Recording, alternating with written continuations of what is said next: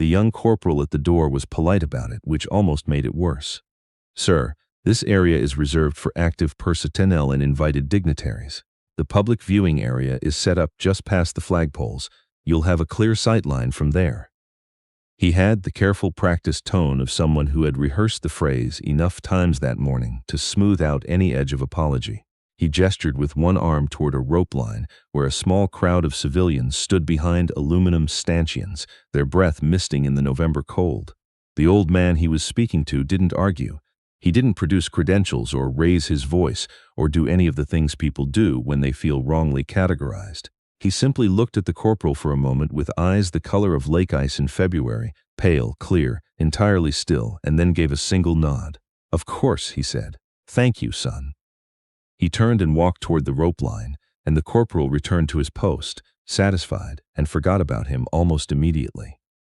There was too much else to manage. The base commander's car had arrived 7 minutes late. The press pool was already jostling for position near the stage, and someone had placed the ceremonial wreaths on the wrong side of the podium.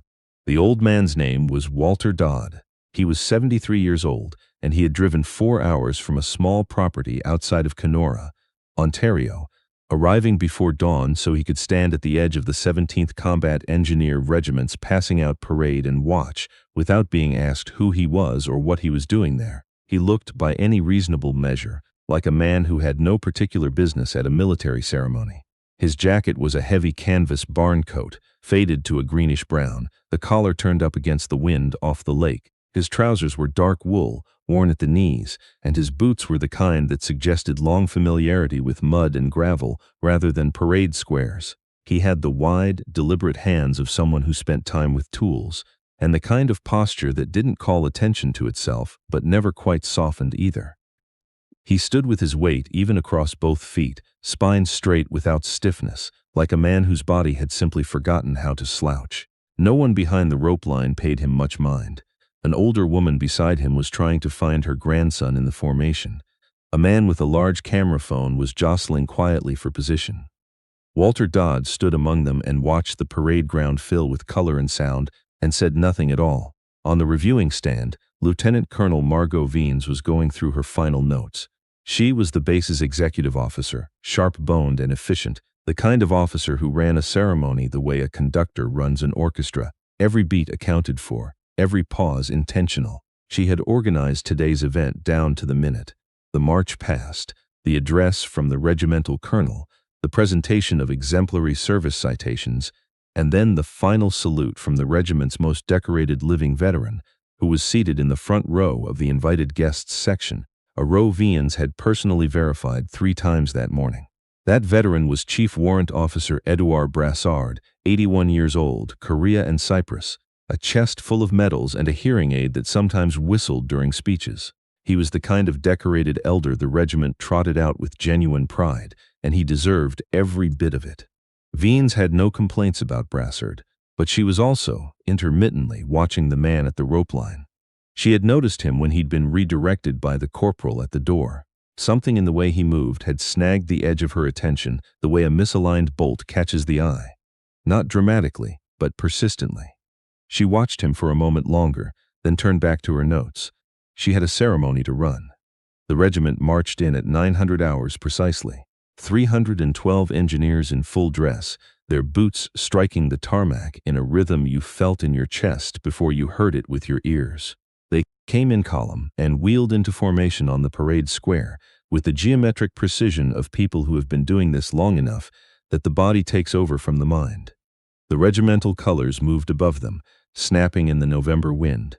Veens watched from the stand. The regimental colonel gave his address, competent, sincere, touching on sacrifice and continuity and the long thread of service that connected these young engineers to the men and women who had built bridges under fire in Europe, who had cleared mines in the Gulf, who had gone into flood zones and earthquake rubble and come back changed. The words were good. Veens had helped write some of them. She glanced toward the rope line again. The old man in the barn coat had not moved. He was watching the parade with an expression she couldn't quite read from this distance. Not pride exactly. Not grief exactly. Something older than both, some specific and private relationship with the scene in front of him that had nothing to do with sentiment and everything to do with memory. Sergeant Major Patrice Ouellette, standing to Vines's left, leaned in close. "Ma'am, you see the civvy at the rope? I see him. Regimental clerk, says he drove in from Kenora. Wouldn't give a reason for being here, no guest credentials." Ouellette paused. "He's been standing there since 0700. 2 hours before the gates opened." Vines set down her notes. "Keep an eye on him. Already am." The citations were presented without incident. 8 engineers received commendations for work in Latvia, for flood response in the Saguenay, for a training exercise that had turned unexpectedly real when a private had been pulled from a collapsed trench by the quick work of his section. The families in the stand applauded. Cameras clicked. Then came the march past. The regiment would pass the reviewing stand in column, eyes right to the dais, and Vines would take the salute. It was the spine of the ceremony, the part that the engineers themselves cared about most. The moment when 300 young soldiers looked at the stand, and the stand looked back at them.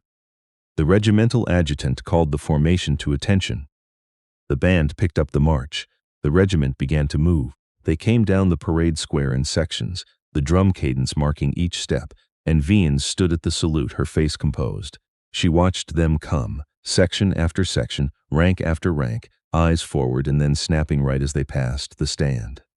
She was watching the 5th section when something changed. It didn't happen all at once. It began with a corporal near the outside of the rank, a young woman, barely 20, whose eyes were supposed to be fixed on the reviewing stand. They weren't. Her head had turned, just slightly, and she was looking toward the rope line. Not breaking stride, not breaking rank, but looking. Then the man beside her did the same, the movement so small as to be almost invisible. Then a third, then a fourth. By the time the 6th section passed the stand, it was unmistakable. The eyes that were supposed to track right toward the reviewing stand were tracking further right. Past the stand, past the cameras, past the dignitaries, to the rope line at the edge of the crowd, to the old man in the barn coat. Ouellette made a sound beside her. A short, involuntary exhale of confusion. Vines said nothing. She kept her salute. She watched. It wasn't defiance. That was the thing she would try to explain later, and would never quite manage to put into adequate words. It wasn't distraction or insubordination or a breakdown of discipline.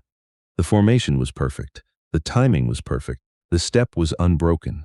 But their eyes, the eyes of soldiers trained to precision, who had marched this square 100 times and knew exactly where to look and when, their eyes were going somewhere else. Somewhere none of them could have coordinated. Somewhere that hadn't been in any briefing or rehearsal. Section after section, rank after rank. 300 engineers, and a significant number of them were looking at Walter Dodd. He hadn't moved. He was standing at the rope with his hands at his sides, his old jacket collar up against the wind, watching them pass, but his expression had changed. The contained, private look she'd noticed earlier was gone. In its place was something raw and unguarded, something that looked very much like a man trying not to come apart in public and not entirely succeeding. The march past ended. The regiment came to a halt. The band stopped. And then something else happened. Something that Vines would spend the rest of her career telling people about, and would never fully convince them of, because it was the kind of thing that sounded fabricated when rendered into language.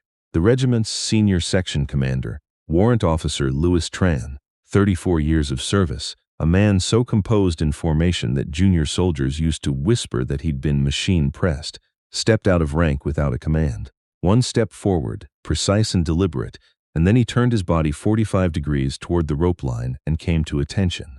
One by one, without a word, without a signal, the non-commissioned officers in his section did the same, and then the section beside it. It moved through the formation like something physical, like a current. Not a rush or a scramble. There was nothing undignified about it.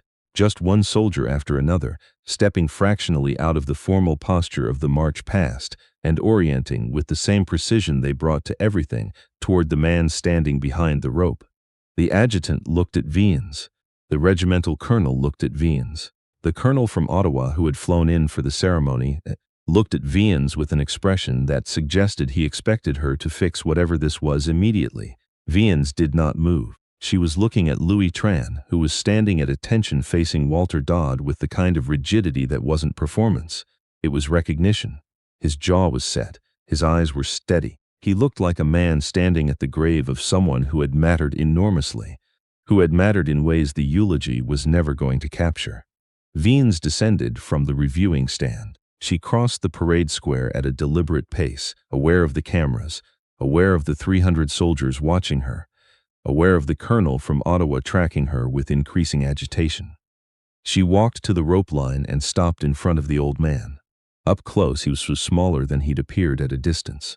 The barn coat was heavier than it looked, the kind you wore because it worked rather than because it fit. His face was deep-lined, the skin of a man who had spent years outdoors, and his pale eyes, she'd been right about the color, lake ice, February, were wet at the corners in a way he was clearly trying not to acknowledge. "Sir," she said, "I'm Lieutenant Colonel Margot Viens. Can I ask your name?" He looked at her steadily. "Dodd," he said. "Walter Dodd." The name landed on her like a name in an old textbook she'd read long ago and hadn't thought about in years, the kind of detail that exists in the background of things rather than the foreground. She searched her memory and found it, not in any official document, not in any ceremony briefing, but in a conversation she'd had years earlier with her first CO, a weathered colonel who had served in Cyprus and spoke occasionally, in the way old soldiers sometimes do, about the people who had shaped the world he'd worked in without ever appearing in its official record. "Dodd," he'd said once, during a long drive between postings, "you won't find him in the histories. That's on purpose. But if you ever meet him, and you probably won't, because he doesn't come around, you stand up straight." "Sir," Viens said, and she lifted the rope. "Would you come through, please?" He hesitated. "I don't want to disrupt anything." "Sir." She met his eyes. "I think it's a bit late for that." Something shifted in his face then, not quite a smile, but a loosening, the expression of a man deciding to let something go. He stepped under the rope, and she walked him across the parade square, and 300 engineers watched in silence as she brought him to the center of the ground where a moment ago a ceremony had been in progress. Warrant Officer Tran was there before them. He'd broken from formation entirely now, which under any other circumstance would have required a fairly significant conversation afterward. He stood in front of Walter Dodd and looked at him for a long moment, and then came to attention and held it. "Warrant," Dodd said, looking up at the taller man. His voice was quiet, the vowels broad in the Ontario way. "You didn't have to do that," Sir Tran said, and his voice was not entirely steady. "With respect, yes, we did." Regimental Sergeant Major Denis Cloutier appeared at Viens's shoulder. Cloutier was 56 years old, had served in 3 theaters, and possessed the emotional range of a piece of load-bearing equipment. He was not, in Viens's experience, a man who surprised easily. He was looking at Walter Dodd with an expression she had never seen on his face before. "Ma'am," he said without taking his eyes off the old man, "do you know who this is?" "I'm beginning to get there," Viens said. "This is the man who wrote the doctrine." Cloutier said it the way you might say, "This is the building that was here before the city," quietly, with the weight of something that had been standing a long time. Not the current doctrine, not the revision, the original, the engineering assault protocols that everything since has been built on. He paused. "I've been in this uniform for 31 years. We used his framework in Bosnia. We used it in Kandahar. The mine clearance sequencing, the bridge assessment criteria, the rapid fortification standards. That's this man. Except his name isn't in any of it. It was classified for 30 years, and when it was declassified, they just called it Working Group Consensus and moved on." Walter Dodd had heard all of this. He showed no particular sign of wanting it said. He was looking across the parade square at the regiment standing in its stopped formation, all those young faces turned toward him, and his expression was the complicated one again, the one that wasn't quite pride and wasn't quite grief. "They're good," he said finally, not to Cloutier or Viens, mostly to himself. "They look good." The regimental colonel, a compact man named Hargreaves who had served in the Golan and run 3 major exercises, came down from the reviewing stand and crossed the square. He stopped beside Viens and looked at Dodd, and then at Cloutier. "Cloutier," he said, "brief me." Cloutier briefed him. It took 2 minutes. Hargreaves listened without interrupting, in the way of someone who has learned that interrupting a briefing costs you more time than it saves. When Cloutier finished, Hargreaves was quiet for a moment. Then he turned to face his regiment. When Hargreaves used his command voice, people in the next building could hear it clearly. It was not a quality he deployed frivolously. He deployed it now.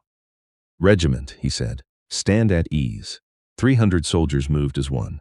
What you saw during the march past, the instinct that moved through this formation, I'm not going to pretend I planned that. I didn't. No one did. He paused. But it was right. And I'll tell you why. He gestured toward Walter Dodd, who was standing at the edge of the group, looking mildly uncomfortable with the direction things were heading. This man served in the Canadian Armed Forces from 1971 to 1994. He spent 11 of those years on work so sensitive that his service record still has redacted sections. What came out of that work, the engineering doctrine that this regiment and 6 others operates on today, was developed under his direction. He got no credit for it because credit wasn't part of the arrangement. He understood that going in. Hargreaves's voice was level and entirely without drama. That was what made it hit. He drove 4 hours this morning to stand behind a rope and watch. That's who we're looking at. The silence on the parade square was the specific kind that comes when 300 people are all trying not to make a sound. Hargreaves turned to Dodd. "Sir, would you take the salute?" Dodd's jaw moved. He looked at the ground for a moment, then at Hargreaves, then at Veens, as if hoping one of them would take it back. Neither of them did. "I'm not in uniform," he said. "No," Hargreaves agreed. "You're not." Another pause. Walter Dodd looked out across the parade square at the regiment waiting in silence, and something in his posture shifted, not toward ceremony, but toward the weight of what was being asked and what it meant that he was being asked it. He straightened. Not to attention in any military sense. He straightened the way a man does when he decides not to look away from something. "All right," he said quietly. Hargreaves nodded at the adjutant. The adjutant nodded at the RSM. Cloutier's voice came out like something from the center of the earth. "Regiment, attention." The sound of 300 boots was a single sound. "General salute. Present arms." 300 rifles came up in a movement so synchronized that the composite sound of it, the slap of palms on wood and steel, the mechanical precision of 300 individual decisions made as one, crossed the parade square and hit you somewhere below the sternum. Walter Dodd stood and received it. His hands were at his sides. His eyes were dry now, held that way by what was clearly an act of considerable will. He looked at them, at all of them, rank by rank, section by section, and you could see him trying to memorize it, the way you memorize something you know you will only see once. It lasted 8 seconds. Then Cloutier brought them down. Hargreaves extended his hand to Dodd. The old man shook it. "Thank you for coming," Hargreaves said. "Thank you for having me," Dodd said, "even if you didn't know you were." That got a sound from the nearest soldiers. Not quite a laugh, something warmer. The tension that had been sitting over the square since the march past began to move, to lift. Veens walked Dodd to a chair in the front row of the invited section, the chair that should have had a name card on it, and didn't because no one had known to put one there. Someone produced tea from somewhere.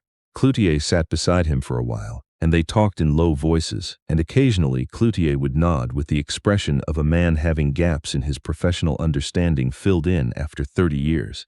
The ceremony reconvened. It finished in good order.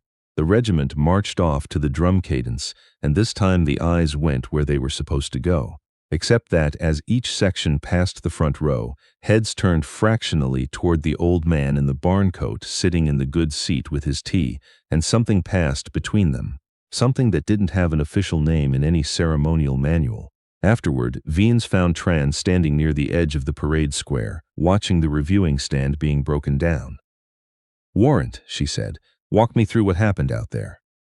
Tran was quiet for a moment. He was not a man who explained himself quickly or carelessly. "I've been in for 34 years, ma'am," he said. "I've read everything. All of it. The classified doctrine, the working group papers, everything that came out of that 1980s review period when they were rebuilding the assault engineering framework from the ground up." He paused. "We all have a name in our head. The unnamed architect. The guy the papers never name. I don't know how many times I'd thought about who that person was." He stopped, looked at the chair where Dodd had been sitting, now empty, the old man having slipped away sometime in the previous 20 minutes without anyone noticing the exact moment of his departure. "And then, there he was," Tran said, "standing behind a rope in a barn coat, watching us." He shook his head slowly. "My feet knew before my head did. I didn't decide to step out. I just stepped out." Veens nodded. She understood this, in the abstract, in the way you understand things that don't quite reduce to logic. "He didn't want any of it," Tran added. "You could see that. He came to watch. Just to watch. He was quiet for a moment. That's the thing about the people who actually built something. They don't come back to be seen. They come back because they care what happened to it. Viens drove back to her office through the gray November afternoon and sat for a long time before opening her computer. There was a report to write. Some version of this morning's events that would satisfy the colonel from Ottawa, who had departed with the expression of a man who had witnessed something he was uncertain how to categorize. She would find language for it. That was her job.